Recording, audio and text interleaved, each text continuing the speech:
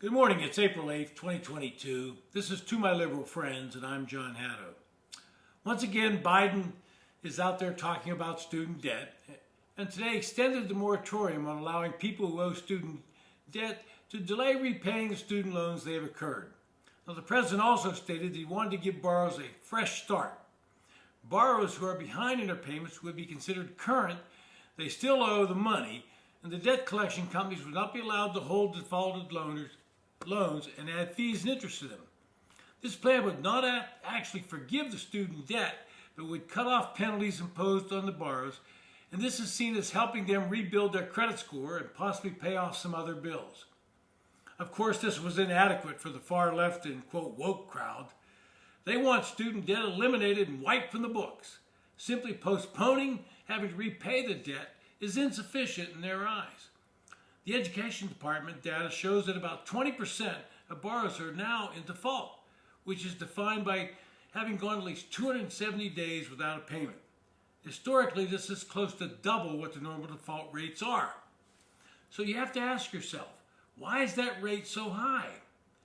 The supporters of forgiving the debts will point to all kinds of reasons and blame COVID for the escalating number. But I also think that one reason is so many have listened to Biden make a campaign promise to forgive student debt, and they cheer the progressives on who make this a major talking point about canceling the debt. Many are simply counting on the government to forgive the debt, and so they see no reason to make payments when they could well be, in their eyes, money kept by them and spent on something they like. Of course, this would not be an issue if the left did not find a way to insert racism or sexism into the equation.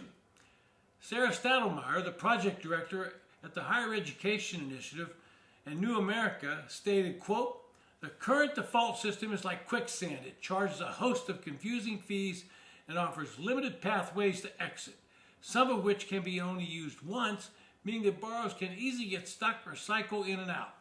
And the consequences of default, including collection fees, wage garnishment, withholding federal benefits, and tax refunds, including the Earned Income Tax Credit and Child Tax Credit, are overly punitive and felt more accurately by vulnerable minority communities," end quote.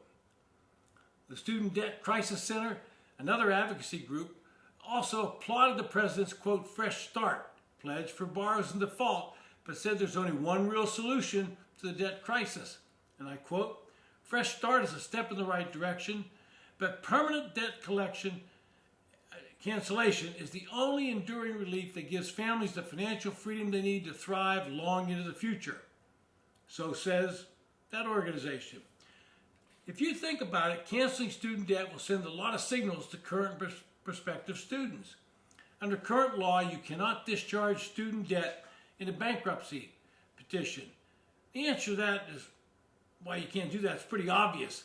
Every student would borrow the maximum amount they can, and 2 months after graduation, they'd file for bankruptcy. Just go ahead and pile up some more debt the actual payers can pay, the actual taxpayers.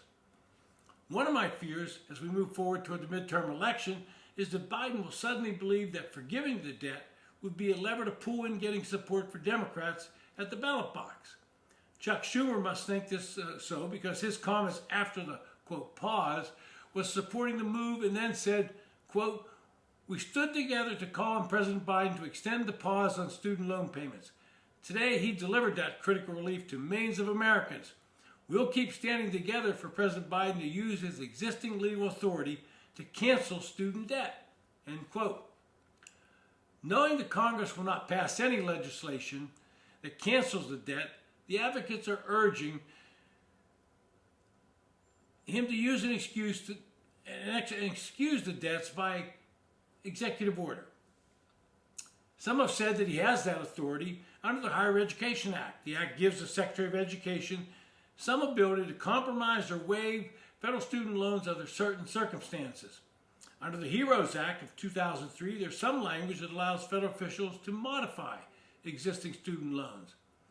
And of course, Biden could also use the regulatory process to dramatically revamp certain federal student loan repayment or forgiveness programs, such as by creating a far more generous income-driven repayment plan that has lower payments, a shorter repayment term, and broader eligibility rules so that everybody can take advantage of it. And last year, Biden directed officials at the Education and Justice Department to draft a memo analyzing the potential legal authorities that he would have on student loan forgiveness. So tell me, what are the cons and the pros on forgiving student debt? First, the arguments for canceling the debt, and I don't buy them. One, student debt has caused borrowers to delay starting their lives. Oh, this is really terrible. They can't start their life. They have to pay something they borrowed. Two, not all borrowers have degrees that boost earnings. In 2011, about 42% of college students took out a loan and only 50% had completed their degrees. Now, whose fault is that? Whose fault is that they major in some esoteric subject that they happen to like, but, it's not going to lead to any good job. But you, the taxpayer, should pay that off for them.